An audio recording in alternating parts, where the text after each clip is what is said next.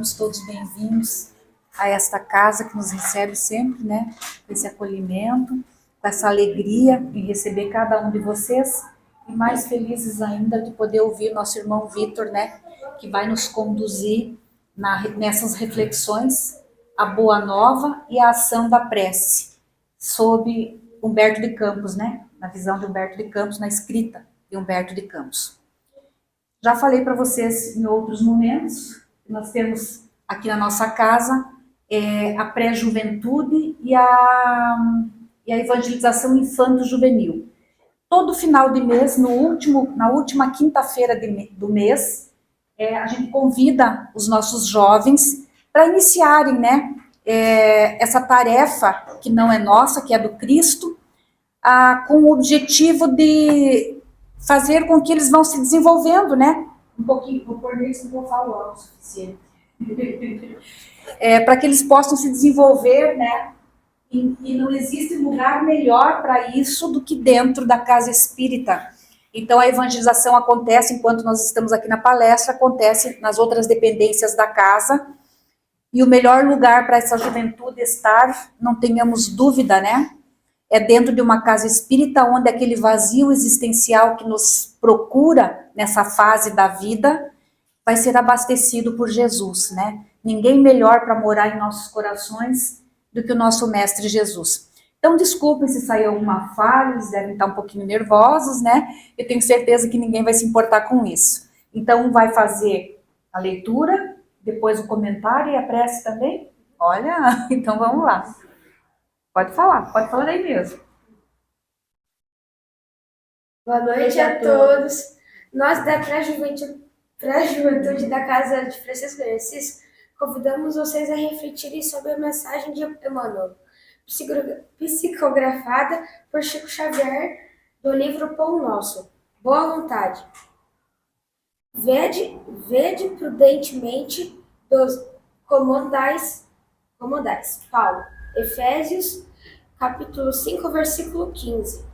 Boa vontade descobre o trabalho. Trabalho opera renovação. Renovação encontra o bem. O bem revela o espírito de serviço. O espírito de serviço alcança a compreensão. A compreensão ganha a humildade. A humildade conquista o amor. O amor gera a renúncia atinge a luz realiza o aprimoramento próprio. O aprimoramento próprio santifica o homem. O homem santificado converte o mundo para Deus. Caminho prudente para simples boa vontade. A criatura alcançará o divino reino da luz. Emmanuel nos convida a refletir sobre boa vontade e luz no caminho. A boa vontade é o alicerce da transformação espiritual. Emmanuel nos ensina que não basta querer o bem apenas com palavras ou intenções vagas. A verdadeira boa vontade se expressa em gestos concretos na disposição constante de servir, mesmo quando ninguém está olhando. Ela é a porta de entrada para a ação do bem, porque quem tem boa vontade não espera condições ideais para agir. Começa com o que tem, onde está e como pode. É o esforço sincero de colocar o amor em movimento. Muitos desejam se aperfeiçoar, crescer e evoluir, mas poucos se entregam ao trabalho do bem com perseverança. Emmanuel afirma que a boa vontade precede a fé viva, a sabedoria e a paz, pois sem ela o espírito se acomoda, espera e adia. A boa vontade é a luz acesa no coração, guiando-nos ao cumprimento da vontade divina. Rezemos o Pai Nosso. Pai nosso que estais nos céus, santificado seja o vosso nome, venha a nós o vosso reino, seja feita a vossa vontade, assim na terra como nos céus. O pão nosso de cada dia nos dai hoje, perdoai as nossas ofensas, assim como nós perdoamos a quem nos tem ofendido. E não nos deixeis cair em tentação, mas livrai-nos do mal. Amém. Agradecemos a boa vontade, né, desses dois jovens, é o Enzo e o César. Muito obrigado por vocês terem conduzido nós, né, na oração e abrindo a palestra para o nosso irmão Vitor. Bom, continue com essa boa vontade, né, de progredir e de se melhorar. Obrigada. Vitor, é contigo.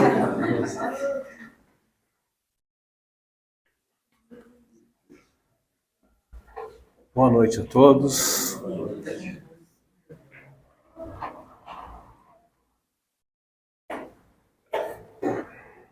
Queridas irmãs, queridos irmãos, que a paz do nosso Senhor esteja conosco. É um prazer mais uma vez estarmos com vocês, corações amorosos que me acompanham de vez em quando, amigos de muito tempo e pouco tempo. Sejam muito bem-vindos à Casa de Francisco.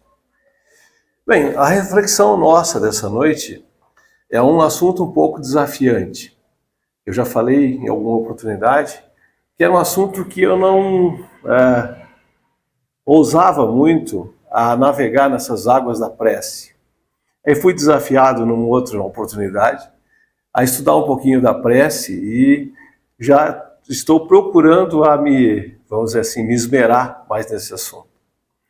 Então, a primeira oportunidade nós falamos sobre a prece no livro ali que vocês viram, Evangelho segundo o Espiritismo, Pedis e Obtereis, mas nós fomos nos aventurar em outros livros, como Humberto de Campos.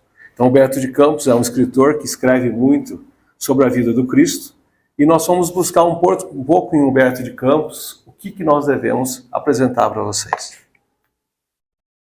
Então, segundo o Evangelho segundo o Espiritismo, a prece é uma invocação. Ao fazê-lo, o homem entra em comunicação com o pensamento do ser divino, que é Deus, e se dirige a Deus. Então, o que nós pedimos quando a gente faz uma prece? A gente pode pedir para qualquer coisa, agradecer e glorificar. Na maioria das vezes, nós podemos orar por nós mesmos, ou por outras pessoas, ou por vivos ou por mortos. Eu confesso para vocês que eu só fazia a oração quando eu estava em desespero. Quando acontecia alguma coisa de muito ruim comigo, eu resolvia orar. Falei, agora é hora de orar. Aí, depois de um tempo, isso sem muito planejamento, aconteceu meio por acaso, na época da Covid, e quando começou aquela coisa que o mundo ia acabar, e não sabíamos o tratamento da Covid, e nós estávamos muito amedrontados, porque a maioria dos médicos estavam caindo no tratamento da Covid, e não existia tratamento, não existia vacina, não existia nada. E nós lá no hospital universitário tínhamos que continuar nossa missão lá. E cada dia que eu chegava em casa, eu rezava, fazia uma oração agradecendo por mais um dia de trabalho. E assim foi toda a pandemia. Pasmem vocês, eu não tive nenhuma vez a Covid. E fiquei quase 3 anos metido lá no hospital universitário. Então eu vejo que quando a prece, a gente compreende que a prece não é só aquele momento de desespero, a gente pede proteção de Deus e ajuda no nosso sofrimento, a gente começa a glorificar e pedir ao Cristo que nos abençoe, as coisas vão melhorando na nossa vida. Parece meio pueril isso, mas isso funciona, gente. Façam que isso dá certo. Então, quando a gente faz uma prece, a gente dirige ela a Deus, que são ouvidas pelos bons espíritos. Então, os bons espíritos são em todos os lugares, os trabalhadores do Cristo, os trabalhadores de Deus. Então, eles nos ouvem e eles fazem o nosso apontamento de nossos pedidos e leva diretamente a Deus, porque só a vontade de Deus que é permitido que se cumpra alguma coisa. Obviamente que aqui na Terra nós andamos sobre os auspícios do Cristo, mas o Cristo anda pelos auspícios de Deus. Então, em resumo, tudo é na mão de Deus. Então, nada é sem o consentimento de Cristo e de Deus. Então, quando nós oramos pelos nossos outros indivíduos intermediários, então a gente sempre ora a Deus. Nossos irmãos evangélicos, muitas vezes, nem gostam de intermediários. Dizem, não, tem que orar direto para Deus. Esse negócio de santo e tal, isso não funciona. Na verdade, qualquer oração vai chegar em Deus de qualquer jeito. Então, é só nós compreendermos que as orações são ligadas ao nosso Criador, nós vamos entender que as orações sempre têm uma única direção. Então, nos aventuramos aqui pelo Humberto de Campos, E Humberto de Campos, lá no livro dele, A Boa Nova, no capítulo 18, o capítulo versa sobre a oração dominical. Humberto de Campos, psicografado pelo Chico Xavier. Então, ele fala o seguinte, que lá em Cafarnaum, que era o quartel-general do Cristo, né, todo o grande líder tem um quartel-general, né? Ou o líder bom ou o líder ruim. Mas o Cristo, um líder maravilhoso nosso, o nosso modelo e guia, tinha em Cafarnaum o seu quartel-general. Todas as coisas importantes que o Cristo fez foi em Cafarnaum. Claro que ele era um galileu, mas na Galileia ele não era muito bem ouvido. Em Jerusalém a gente sabe de todo o fim do nosso Santo Cristo lá. Mas então o Cafarnaum era o quartel-general dele. Então, nessa situação aqui, o Pedro, o Simão Pedro, eu gostei muito de ter lido isso, porque eu fiz bastante reflexões em relação ao Pedro. Então, quando você visita o Vaticano, vocês veem as fotos do Vaticano, a gente vê o grande São Pedro, que é talvez o pilar da primeira igreja, a igreja romana, lá em Roma, uma figura importantíssima, né? A gente se lembra muito quando o Pedro não aceitou ou não glorificou o Cristo na crucificação, mas a gente esquece de pensar no Pedro na prisão de Marmetine, onde o Pedro foi condenado a ser crucificado de cabeça para baixo, porque ele disse que não era digno de ser crucificado como Cristo. Então a gente esquece dessa figura do Cristo, do Pedro. Mas o Pedro, antes dele se tornar o Pedro, ele era um pouco parecido conosco. Então o Pedro, lá vocês lembram daquela passagem que a sogra do Pedro estava doente, o Cristo curou ela e tal. Depois da cura ela falou para o Pedro o seguinte: Pedro, já que você é meio amigo aí do Cristo, que tem um contato grande com Deus, será que você não dá uma pedidinha para ele arrumar a nossa vida? A gente não faz isso? Nós temos um amigo famoso, a gente vai lá e fala: escuta, você não pode falar com o deputado para arrumar um negócio para mim, com o prefeito? A gente sempre arruma um pistolão. E o Pedro, incentivado pela sogra, arrumou um pistolão, que é o Cristo, para pedir. Então, como o Pedro é parecido conosco, né? Não há uma semelhança grande com a nossa existência? Então, muitas vezes a gente se joga para baixo. Você vê que mesmo os grandes vultos da humanidade também tinham os mesmos problemas e as mesmas querelas que nós temos. Então, o Pedro pensou, muitas vezes, lá em Cafarnaum, estava ele e o Cristo só, e disse: agora é hora de eu pedir para o mestre a minha ajudinha. E ele pediu lá: mestre, será que Deus ouve as nossas orações? E o Cristo responde: como não, Pedro? Então, Deus, que começou o mundo e que tem revelado aos homens os poderes limitados dos homens, então há um poder limitado nessas criaturas que está no plano elevado.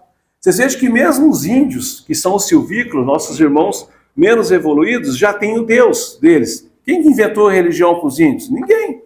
Mas o índio já tem o sol, tem a lua, as forças da natureza, ele coloca Deus como se fosse aquelas criaturas um ser maior que eles. Então nós temos a necessidade intrínseca de ter Deus. Quanto mais o homem se desenvolve e intelectualmente ele evolui, a nossa percepção de Deus e do Cristo fica mais aguçada. Por isso que muitas vezes a gente entra na doutrina espírita e a gente acha que a gente encontrou o nosso caminho certo. Porque aquele Deus punitivo, aquele Deus que é um Deus muito rigoroso, às vezes não chama mais a nossa atenção. Então, um Deus que ele é exatamente o infinito amor, que coloca nas nossas vidas, a cada um segundo as suas obras, é um Deus que não é mais palatável para nós. Aquele Deus muito duro, que nos pune pelos nossos erros, parece que não é um Deus que nos serve mais. Então, quando a gente vai evoluindo, a gente vai compreendendo o Deus amor, não um Deus que é um Deus mais firme, um Deus mais rude, como o Deus do nosso Antigo Testamento. Então, ele disse então: se Deus ouve as nossas súplicas, todos os seres, por que ter tanta diferença? O Pedro perguntou para o Cristo. Eu, por exemplo, sou pescador. E o Levi, que é outro discípulo seu, que se entende de escrita, ganha bons salários com os livros e através de cobrador de impostos. O Levi é um cobrador de impostos. A minha esposa tem que ir lá no fundo do nosso quintal, lavrar a terra e plantar as verduras para que a gente possa comer. Mas a Joana de Cusa tem um monte de empregados na casa dela que serve ela em tudo quanto é caprichos que ela quer. Por que isso? Aí o que o Cristo responde? O mundo, Pedro, pertence a Deus. Todos nós somos servidores do trabalho divino. Então, aos nossos esforços, há toda a nossa ação. Hoje, você pesca, amanhã pregarás o Evangelho de Deus. Ele estava falando exatamente para o grande alicerce da sua doutrina, Cristo. Ele estava se sentindo humilhado porque ele era pescador, mas logo ali, a missão dele seria o grande baluarte do Evangelho do Cristo. Então, quanto a gente não enxerga nossas próprias vidas e a nossa missão, e a gente consegue enxergar só o agora, só o hoje, mas o nosso futuro logo ali com o Espírito a gente não enxerga. Ou seja, o grande Pedro não enxergava a missão dele e enxergava-se como um pescador. E estava se sentindo desafortunado por isso. E o Cristo ainda rebate. Todo trabalho honesto, Pedro, é de Deus. Então, eu dizia esses dias que não interessa um grande cirurgião, um neurocirurgião, se não tiver a moça abnegada que faz a limpeza da sala cirúrgica e que lava todos os materiais e coloca para a esterilização, a cirurgia não seria com bom êxito, porque as bactérias tomariam conta dos instrumentais e levariam o paciente à morte. O que seria de um grande engenheiro, de um grande arquiteto, que constrói um prédio altíssimo, se não tivesse as mãos laborosas do pedreiro, que pudesse montar as massas e as vigas e fazer aquele sonho virar realidade? Então, a gente só enxerga o trabalho que parece glamuroso, mas o trabalho verdadeiro está na mão de todos nós. Porque senão Deus seria injusto. Por que Deus coloca um trabalho tão primoroso na mão de alguns e um trabalho só de penalidade e sofrimento na mão de outra? Se os trabalhos fossem diferentes. Mas cada um responde por aquilo que recebeu como missão e como vai entregar o trabalho para Deus. Isso que é importante. Não o que se faz.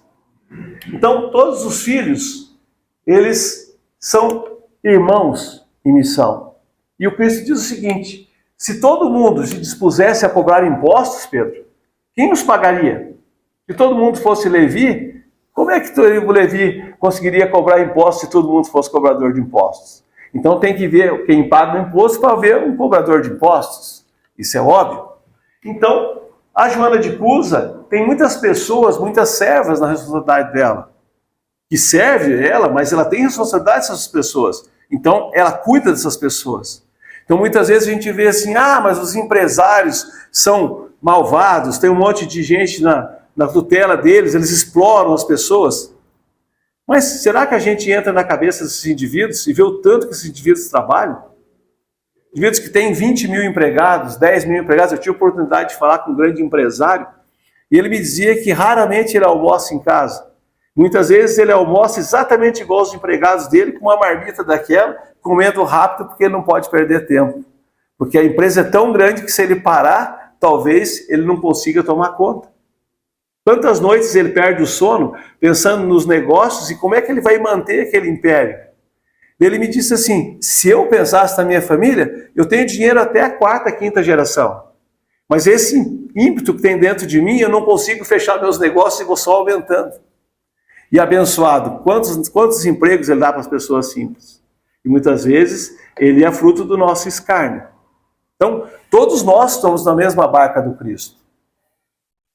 E ele diz assim, nós temos que servir a Deus, sendo rei ou escravo. Essa é a ideia. Então, o Pedro continua. O Pedro não estava satisfeito, não. O Pedro continua em querendo Cristo. Mestre, como devemos interpretar a oração, então? Como é que a gente faz para interpretar se a oração está certa ou está errada? Cristo responde, a oração deve constituir o nosso recurso permanente de comunhão com Deus. Então, se nós queremos um canal direto com Deus, é através da oração. É através dessa oração que os dois meninos conduziu a todos nós aqui no início dos trabalhos, essas orações que tem que conduzir a nós ao coração amoroso do Cristo e a Deus. Como é que eu quero que eu seja atendido se eu não falo com quem pode me ajudar? Não tem como as coisas darem certo. Então, nós temos o cultivo da prece como um elemento fundamental da nossa vida. Assim como a gente tem que respirar para viver e comer para que a gente não morra de inanição, nós temos que fazer a prece para alimentar o nosso corpo espiritual, que é a nossa alma. É fundamental que a gente faça uma oração. Ah, mas então oração, eu tenho que ficar repetindo palavras o tempo todo? Não. O tempo que eu estou indo para o meu trabalho, eu peço, Senhor, me abençoe, que eu não faça nada de errado para meus irmãos. Que as minhas atitudes, as minhas escolhas, se vão de encontro àquelas pessoas de sofrimento que eu estou hoje podendo servir. Não faça com que o meu orgulho seja maior do que a necessidade do meu irmão que vem até mim. Que a minha ambição não tome conta dos meus pensamentos, que eu não me arvore no dinheiro de alguém pelo sofrimento que vão se entregar aos meus caprichos. Essa é a oração que a gente deve fazer. Mas eu vou ganhar menos se eu pensar assim? O que importa o dinheiro? Se amanhã eu embarcar para o caminho espiritual. A vida é inexorável tanto para o rico, tanto para o pobre. Então, a gente tem muitas ilusões, mas as ilusões muitas vezes não levam a gente a nada. Então, semanas depois, em Cafarnaum, de novo, por isso que eu falei que o quartel-general do Cristo era em Cafarnaum. Ele estava novamente em Cafarnaum, novamente Pedro voltou para o lado do Cristo. Ele não se deu por vencido.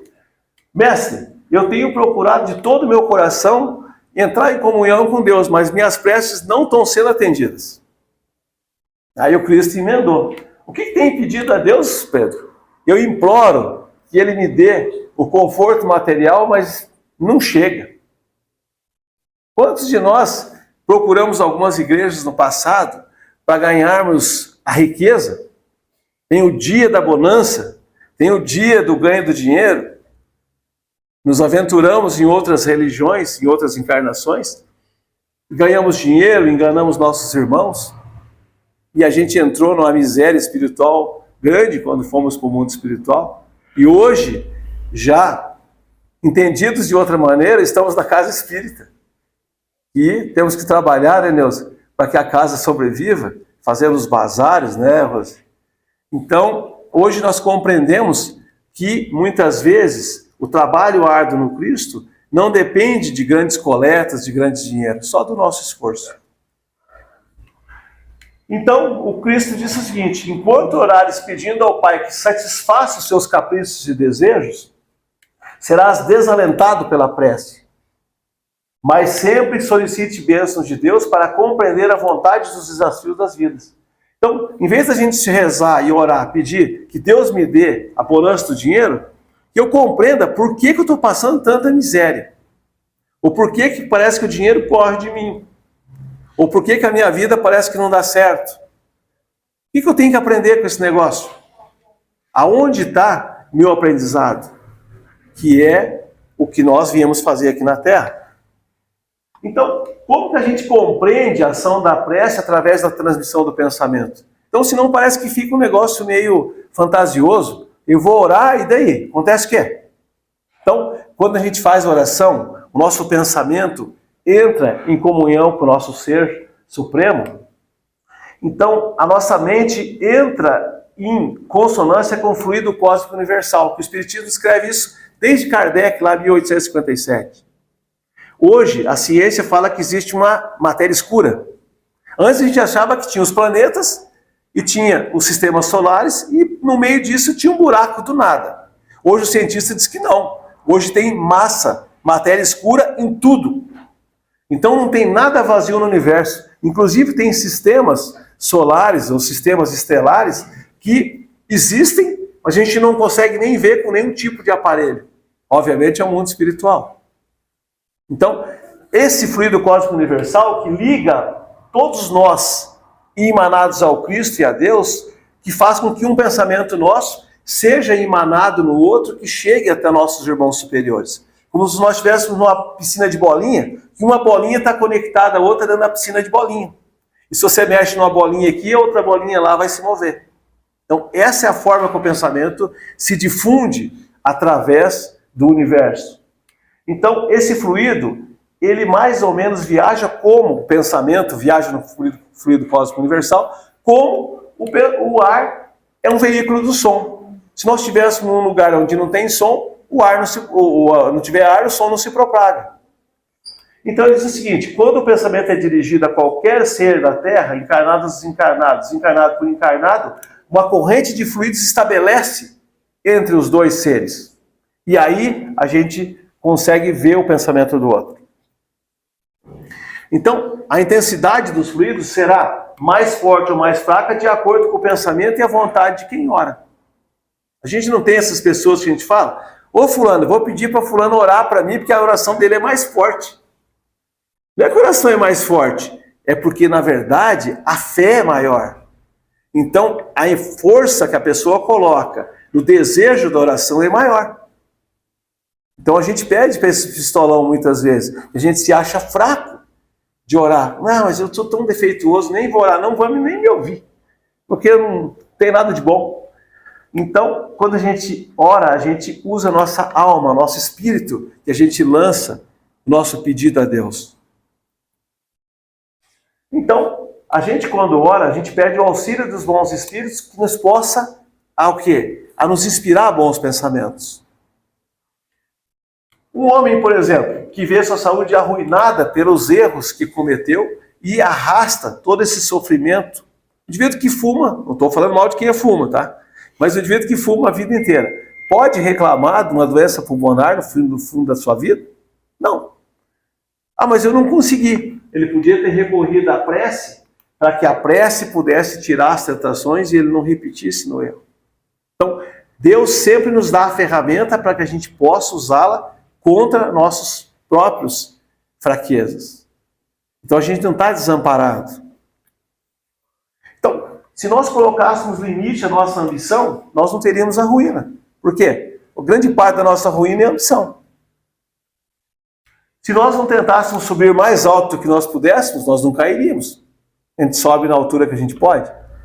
Se nós fôssemos humildes, não sofreríamos pelo orgulho ferido. Alguém nos fala alguma palavra que a gente não gosta, mas se a gente tem muito orgulho, a gente fica muito magoado. Tem pessoa muito magoada, você não pode nem falar nada que a pessoa se magoa. O orgulho é muito alto. Então, a gente tem que trabalhar isso dentro de nós. Então, se nós praticarmos a lei de caridade, não seríamos nem invejosos, nem ciumentos, nem maledicentes e não teria desavenças. Mas aí também a gente não estaria nesse planeta, né? Então, a gente tem que fazer com que isso se torne realidade para a gente alçar outros mundos. Então, se não fizéssemos mal para ninguém, não teríamos medo do quê? Da vingança. Quem vai se vingar de quem não é inimigo seu? Se nós temos medo da vingança, porque temos inimigos, estamos plantando inimizades. Então, a eficiência da prece é a proporção que não seria o mesmo resultado? Ele pergunta. Então, Deus atende o pedido que é dirigido em vista da intenção, devotamento e a fé de quem ora. Então, baseado no que a gente pede, que a gente é ouvido ou não. E tem coisas que a gente pede e a gente não vai ser ouvido. Por que a gente não vai ser ouvido? Porque aquilo não é bom para nós. Estou pedindo, mas eu não vou receber aquilo, porque aquilo vai ser a minha ruína. Então não adianta pedir aquilo. Então a gente tem que saber o quê? Compreender o que nós não recebemos, que isso é uma dádiva de Deus. Lá o pessoal do AA, eles sempre falam isso, que Deus tem que dar sabedoria para que a gente consiga compreender aquilo que nós não recebemos com nossas orações. Então, a prece é um tipo de ação magnética. Ação magnética que estabelece com quem ora e com Deus. Então essa é a parte maravilhosa disso. Vocês vejam que o mesmo Cristo, sendo o Cristo, é o primeiro indivíduo que recebeu uma bola incandescente da divindade há 5 bilhões de anos atrás, para que ele pudesse constituir o sistema solar e nosso planeta, ele toda vez que ele estava em dificuldade, ele orava a Deus. Por quê? Porque ele precisava que a força de Deus entrasse no pensamento dele e ele conseguisse executar aquilo que ele executou para nos mostrar o exemplo. Então, sempre uma pessoa que não acredita ser suficientemente boa para orar, ela fala, eu não vou fazer oração, aquilo que eu referi agora há pouco, porque minha oração é fraca, eu sou muito defeituoso, então não vou me ouvir. Não, ó.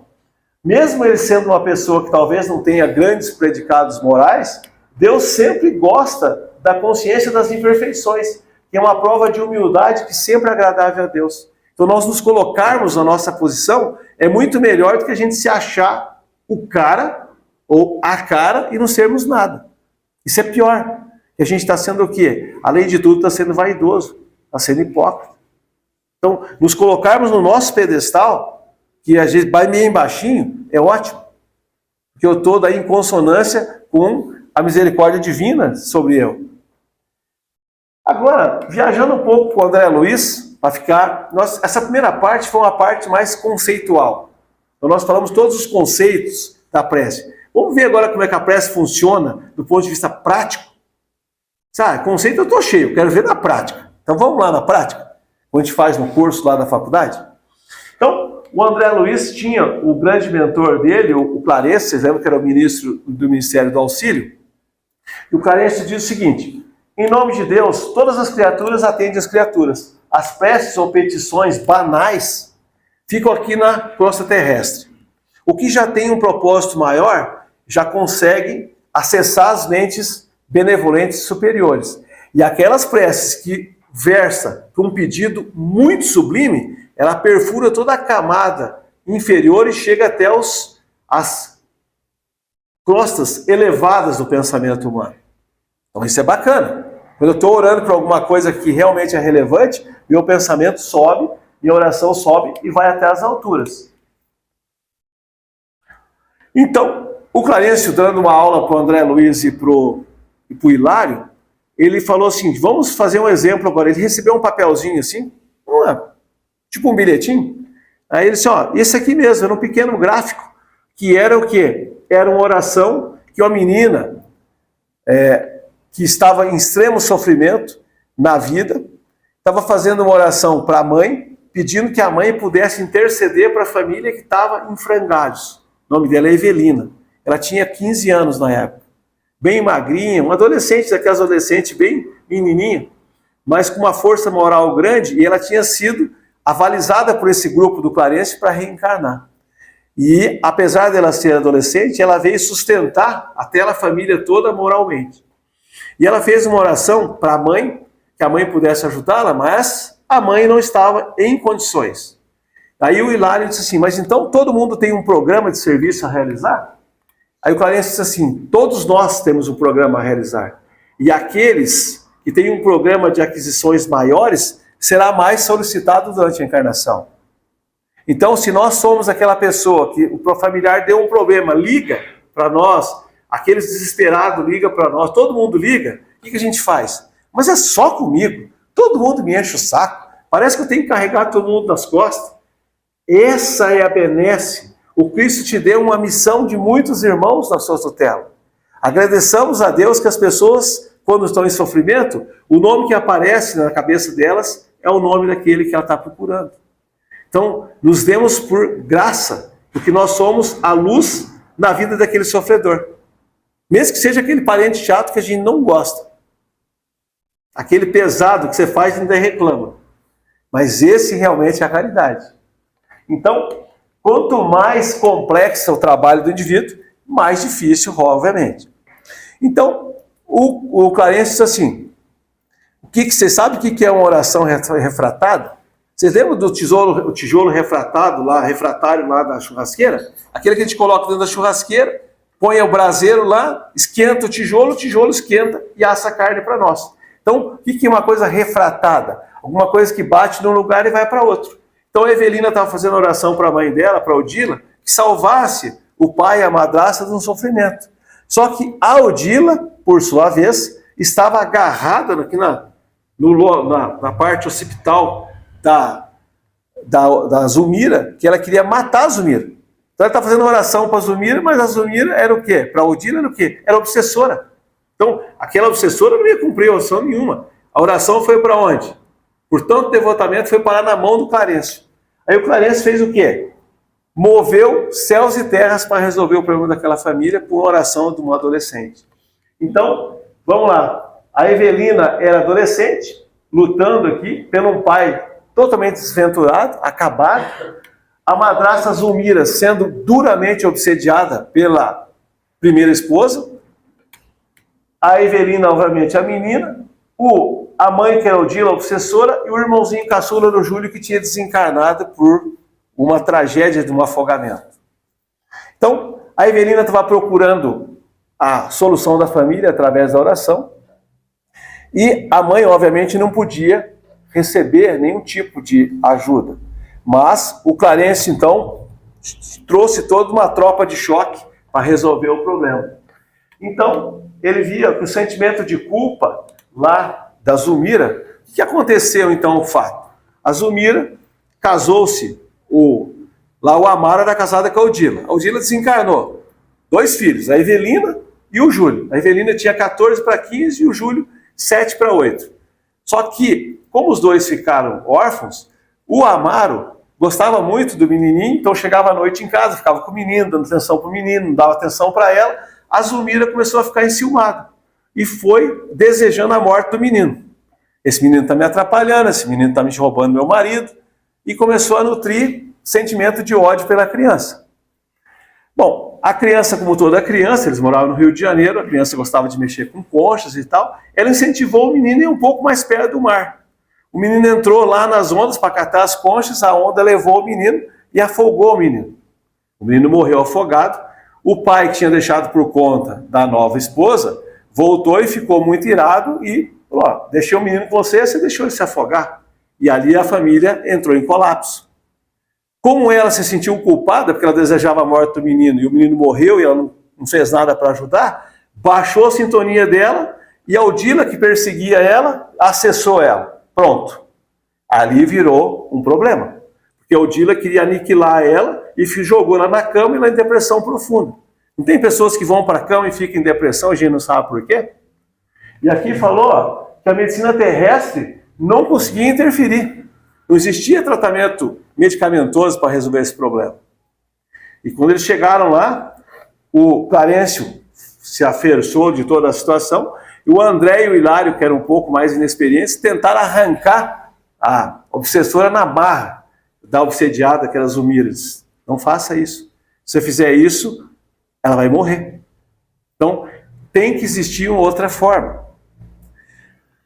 Bueno, mas a lei divina, então ele pergunta se a Zulmira era culpada. Ele disse, pela lei divina não era culpada pela morte do menino, porém, o desejo dela que o menino morresse fez com que ela se sentisse culpa, e a culpa é o grande fator de nós baixarmos a nossa sintonia e nós acessarmos os nossos irmãos que muitas vezes vêm cobrar-nos conta de que nós devemos para ele.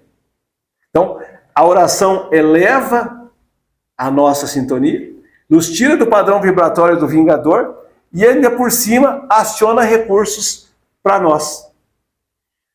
Bom, de toda essa situação, então as duas se degladiavam à morte.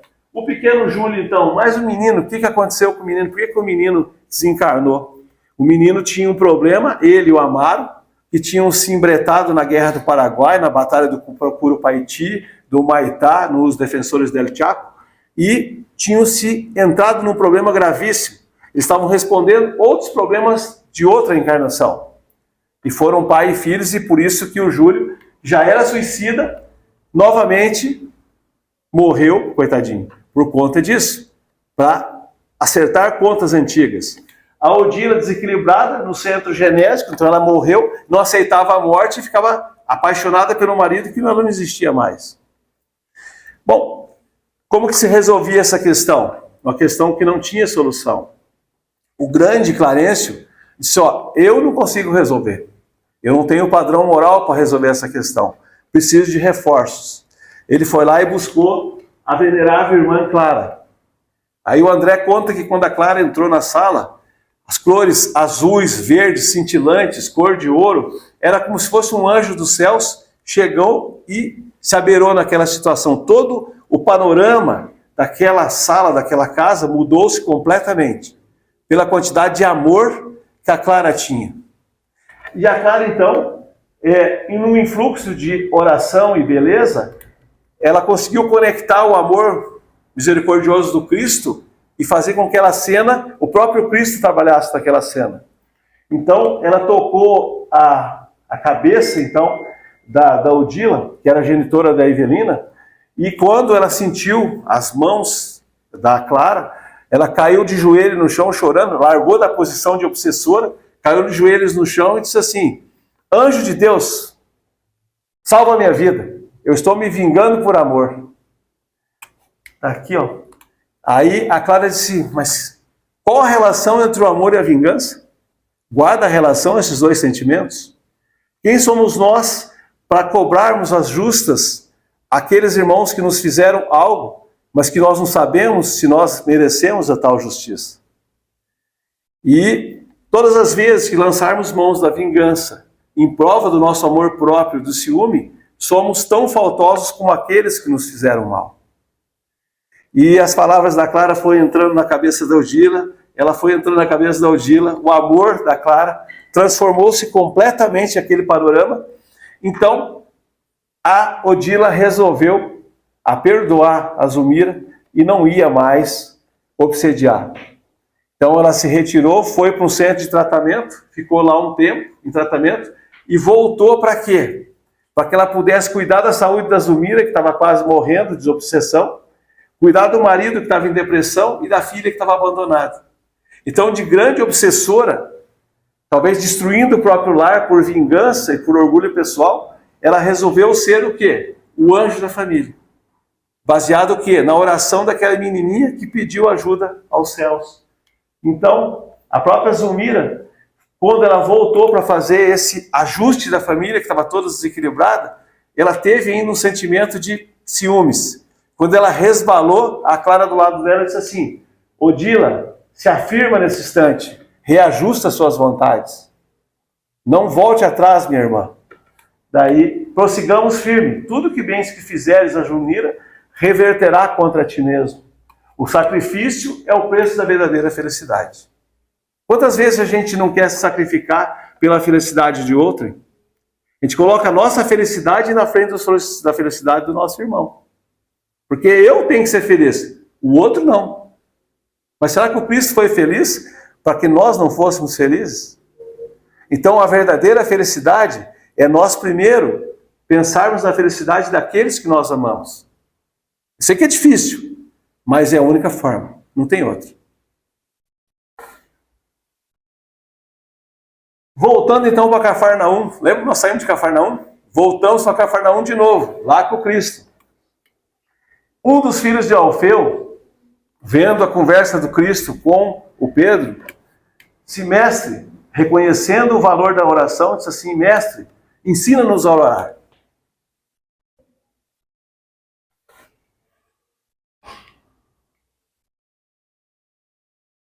O Messias então parou, refletiu e disse o seguinte, olhou para os céus e disse: Pai nosso, que estais no céu, santificado seja o teu nome. Primeiras palavras que o Cristo disse, olhando para os céus. Fazendo uma súplica do amor do Pai para que possa interceder nas nossas imperfeições. E o Cristo continuou: venha a nós o teu reino, dando-nos a entender que a vontade de Deus, amorosa e justa, deve ser cumprida em todas as circunstâncias da terra. Então, quando eu falo isso, eu deixo que a vontade de Deus haja sobre a minha vida. Então, essa oração tem que ser pensada. Eu não foi combinado, Rose, que os meninos fizessem oração. Eu nem sabia disso. Eles também não sabiam da minha fala.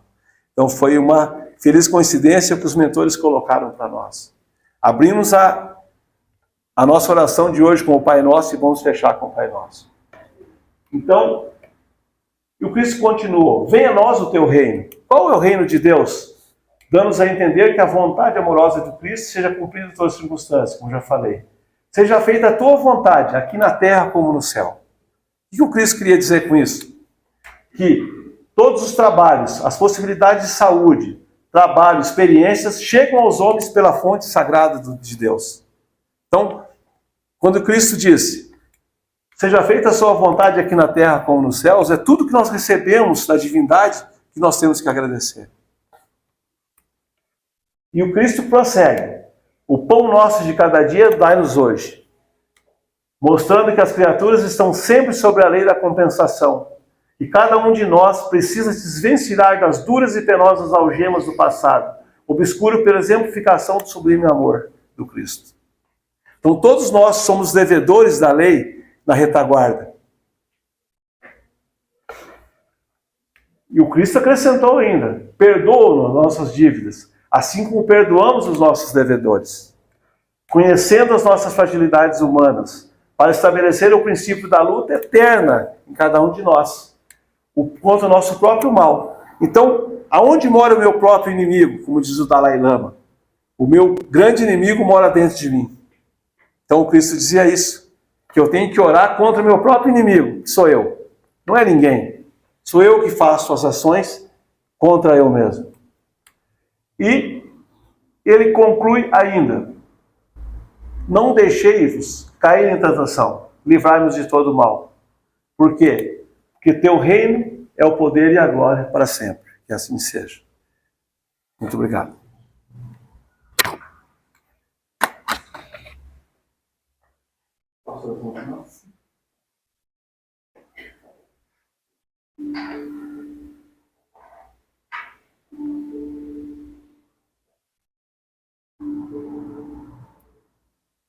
Senhor Jesus, ouça nossos corações sofredores nessa noite. Todos aqueles que vieram à casa de Deus, em busca da palavra que pudesse confortá-los das dificuldades que se abatem sobre as nossas vidas. Que o amor do Cristo entre em nossas mentes, para que eu possa compreender o motivo da minha encarnação. E por que, nesse momento, eu sofro? Por que as minhas súplicas não são ouvidas? Por que eu ainda tenho que amargurar com a minha solidão e as minhas tristezas? Por que os meus pedidos ainda não foram acertados pela divindade? Senhor, faça com que eu compreenda os seus desígnios sobre a minha existência, para que eu possa, acima de tudo, servi-lo com simplicidade, mas acima de tudo, com muita fé. Que eu não esmoreça nas minhas provas e que eu resista às tentações que se arvoram nos meus pensamentos. Que eu consiga, acima de tudo, Senhor, ter uma encarnação gloriosa, que eu possa, acima de tudo, ser digno da promessa que eu fiz para o Senhor quando alcei a minha encarnação. Senhor, me dê forças para resistir ao mal que eu não desejo, muitas vezes, mas que às vezes eu faço. Me dê amor para compreender as pessoas difíceis que colocastes em minha vida, assim como dê amor para as pessoas, para que possam compreender o quão difícil eu também sou. Mas nas horas que o desespero abater sobre mim,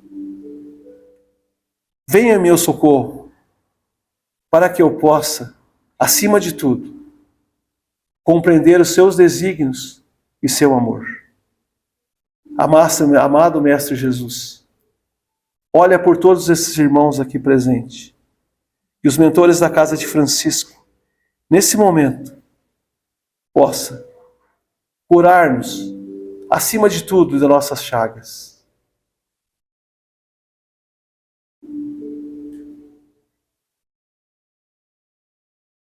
Amados irmãos,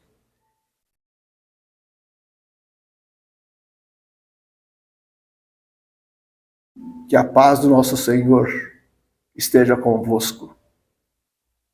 Nós estamos convosco em todos os seus dias.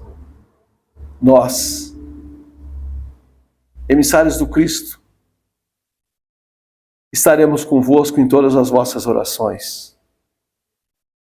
Como emissários de Deus, da Casa de Francisco, nós estaremos, acima de tudo, junto de vós, em vossas vidas. Seremos, acima de tudo, seus irmãos, que vos conduziremos ao caminho do Cristo. A cada um, segundo as suas obras. Mas o Cristo Jesus coloca-nos à disposição das suas vidas.